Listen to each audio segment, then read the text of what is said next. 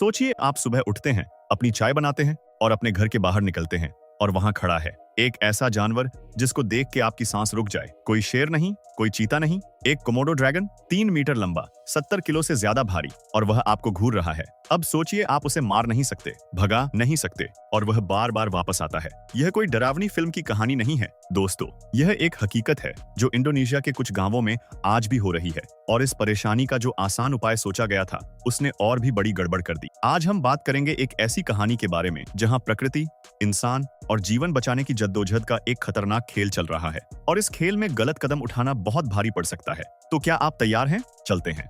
लेकिन आगे बढ़ने से पहले आपसे एक रिक्वेस्ट है, अगर आप हमारे चैनल पर नए हैं तो इसे प्लीज सब्सक्राइब जरूर कर लीजिए, और अगर वीडियो अच्छा लगे तो लाइक करना मत भूलिएगा। पहले थोड़ा आसान भाषा में समझते हैं कि यह कोमोडो ड्रैगन आखिर है क्या चीज। यह दुनिया की सबसे बड़ी जीवित छिपकली है। इंडोनेशिया के कुछ द्वीपों पर, खासकर कोमोडो, रिंका और फ्लोरेस, यह पाया जाता है। इसका वैज्ञानिक नाम वरानुस कोमोडोएंसिस है और यह सचमुच एक जीवित डायनासोर जैसा है। इसका काटना इतना खतरनाक है कि वैज्ञानिकों ने सालों तक इस बात पर बहस की कि इसके अंदर जहर है या नहीं, और जवाब है दोनों। इसके मुंह में कीटाणुओं का एक जानलेवा मिश्रण होता है और साथ ही जहर की ग्रंथियां भी होती हैं। एक बार किसी को काटने के बाद यह अपने शिकार को एक धीमी मौत की तरफ ढकेलता है। और हाँ, यह अकेले तो बड़ा खतरा है, लेकिन जब यह झुंड में आए तो बात ही अलग है। अब आप पूछेंगे कि अगर यह जंगल में रहते हैं तो परेशानी क्या है? वही तो असली बात है। कोमोडो ड्रैगन के लिए प्राकृतिक जंगल में क्या खाना होता है? हिरण, जंगली सुअर, बड़ी छिपकलियां और कभी कभी छोटे जानवर। लेकिन पिछले कुछ सालों में जंगली शिकार बहुत कम हो गए हैं। अवैध शिकार, जंगलों की कटाई और इंसानी दखल की वजह से जंगल के अंदर खाना मिलना मुश्किल हो गया है।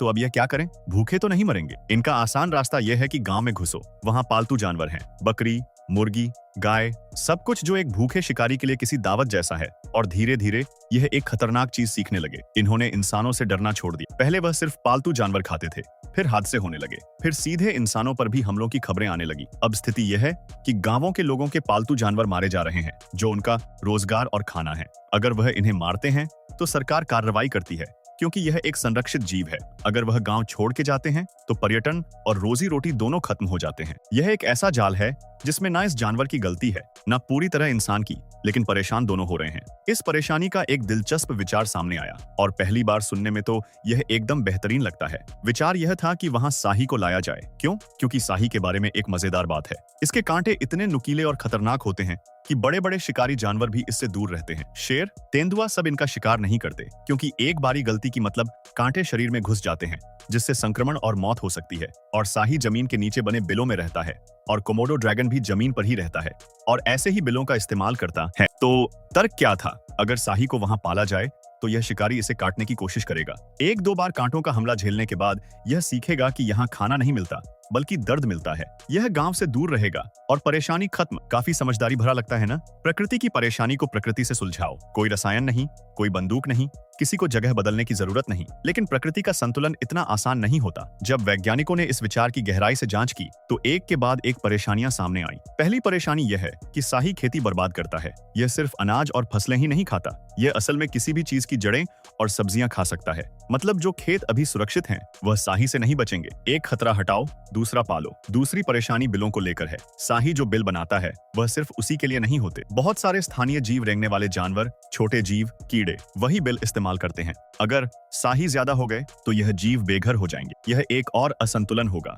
तीसरी और सबसे बड़ी बात यह है कि यह जानवर खुद को ढाल लेगा, और यही सबसे जरूरी बात है। कोमोडो ड्रैगन एक बहुत समझदार शिकारी है। अगर इसका एक रास्ता रुक जाए तो वह नया रास्ता ढूंढेगा। अगर दिन में शाही मिलेंगे तो वह रात में आना शुरू कर देगा। अगर एक गांव में मुश्किल होगी तो दूसरे गांव में चला जाएगा। यह विचार एक स्थानीय परेशानी को सुलझाने की कोशिश में पूरे क्षेत्र की परेशानी बन सकता था। तो फिर उपाय क्या है? यहाँ कहानी का सबसे जरूरी और सच्चा हिस्सा आता है।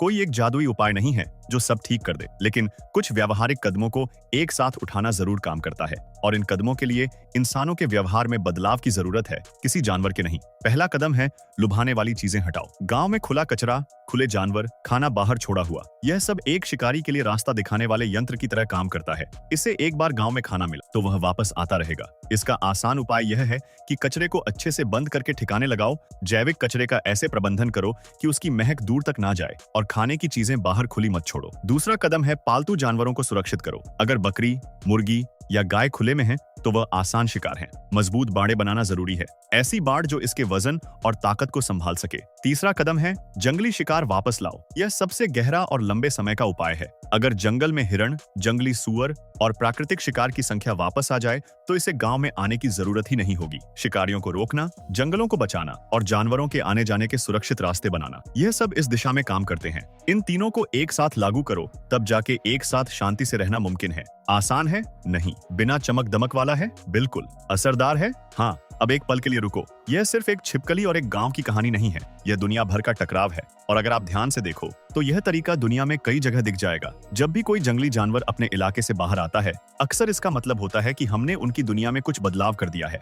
शिकार कम कर दिया, जंगल काट दिए, पानी के स्रोत बंद कर दी, और फिर जब वह हमारे इलाकों में आते हैं हम उन्हें एक परेशानी कहते हैं। लेकिन असली सवाल यह है कि कब से? जब से हमने उनकी दुनिया में दखल देना शुरू किया, तब से। कोमोडो ड्रैगन इस स्थिति में खलनायक नहीं है, वह सिर्फ जिंदा रहने की कोशिश कर रहा है। वही कर रहा है जो करोड़ों सालों के विकास ने उसे सिखाया है। खलनायक तो वह असंतुलन है जो धीरे धीरे हुआ, चुपचाप, बिना किसी बड़ी घोषणा के। और उस असंतुलन को ठीक करना हमारी जिम्मेदारी है। वैज्ञानिकों के पास इसके लिए एक नाम है, मानव और वन्यजीव का टकराव। यह पर्यावरण विज्ञान में एक बढ़ता हुआ क्षेत्र है, जहां यह अध्ययन किया जाता है कि कैसे इंसान और जंगली जानवर एक ही जगह पर रहने की चुनौतियों को संभाल सकें। मजे की बात यह है कि यह सिर्फ विकासशील देशों की परेशानी नहीं है। यूएसए में भालू, यूरोप में भेड़िए, अफ्रीका में हाथी, दुनिया भर में यह टकराव हो रहा है। और शोध बार बार एक चीज को साबित करता है कि जो उपाय सिर्फ जानवर को काबू करने की कोशिश करते हैं, उन्हें मारना, पिंजरे में कैद करना, वह लंबे समय में काम नहीं करते। क्या काम करता है?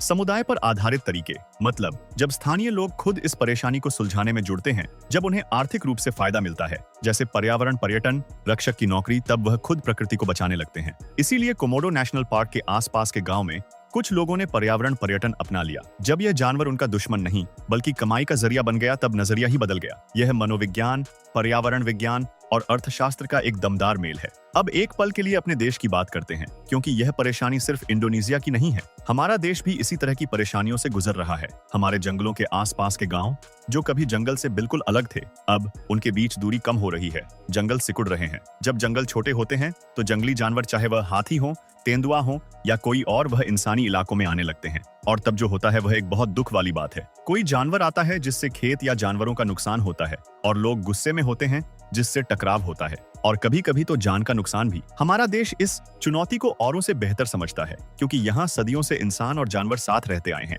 हमारी संस्कृति में, हमारी पूजा में, हमारी कहानियों में जानवर हमेशा साथ थे। असली जरूरत है उस पुरानी समझ को आज के विज्ञान के साथ जोड़ना, सुरक्षित क्षेत्र बनाना, जानवरों के आने जाने के रास्तों को बचाना और स्थानीय लोगों को बचाने के काम में हिस्सेदार बनाना। तो आज की कहानी का सार क्या रहा? एक भूखा जानवर, फिर एक परेशान गांव, फिर एक बहुत समझदारी भरा शाही वाला विचार, और फिर एक बहुत सीधा सा सच। प्रकृति के साथ शांति से रहने के लिए कोई छोटे रास्ते नहीं होते, कोई जादुई तरीका नहीं, कोई एक अचूक उपाय नहीं। हमें अपनी आदत बदलनी होगी, जंगलों को बचाना होगा और प्रभावित गांवों का साथ देना होगा। क्योंकि जिस दिन हम यह समझेंगे कि इंसान और जानवर एक ही ग्रह साझा करते हैं और दोनों को जीने का पूरा हक है, उस दिन से असली तरक्की शुरू होगी। अगर यह बातें आपको कुछ सोचने पर मजबूर कर गईं, तो कृपया इसे साझा करें अपने उन दोस्तों के साथ जो प्रकृति से प्यार करते हैं या जिन्हें लगता है कि यह बातें उनसे जुड़ी नहीं है। यह सबसे जुड़ा है। और अगर आप ऐसी और कहानियां सुनना चाहते हैं जहां विज्ञान, प्रकृति और असली जिंदगी एक साथ आते हैं, तो हमारे साथ जुड़ें और हमारे चैनल को सब्सक्राइब करना ना भूलें। अगले बार मिलते हैं एक और ऐसी कहानी के साथ। प्रकृति की इज्जत करें।